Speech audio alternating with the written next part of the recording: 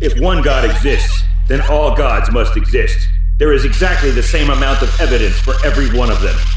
Are the older gods more or less powerful, original, believable? I didn't say that I didn't believe in your God. I said it is nothing to be worshipped. A deity that is responsible for the creation of humankind had the option to do so without mandating death and forewarning of it. To do so without involving a continuous murder cycle every day of an organism's life, several times a day no less. Organic life must reduce other organic lives to as much surface area as possible to essentially steal its life, usually crushing and rending bone and sinew, for example, while the food is conscious and aware. A creator deity has many options besides this to enact into being, but this is what it chose. I choose not to live in fear. Worship of such a being is placation ultimately fruitless. No offerings of suffering or loss will or has ever affected the inevitable outcome.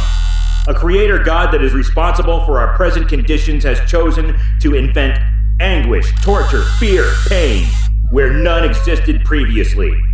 The granite is neither stoic nor calm. The water dissolves not in hate. Iron rusts without embarrassment. Lava flows feeling no jealousy. Flint and shale share no grievances. How is your free time spent? There is one thing and only one thing to do here. Spreads arms, palms to audience. Brothers, sisters, and others, life strives until it is unable to make more life. All activities can be likened to be in the service of procreation. Are you lonesome tonight? Help us find what exists between the air.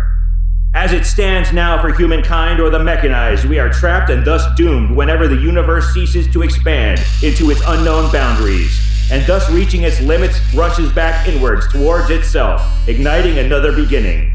The only way out is to access a universe next door, travel sideways or diagonal. The geometry was all wrong. Angles cyclopean, formulae far beyond obtusity and acuteness. Paraphrase from H.P. Lovecraft.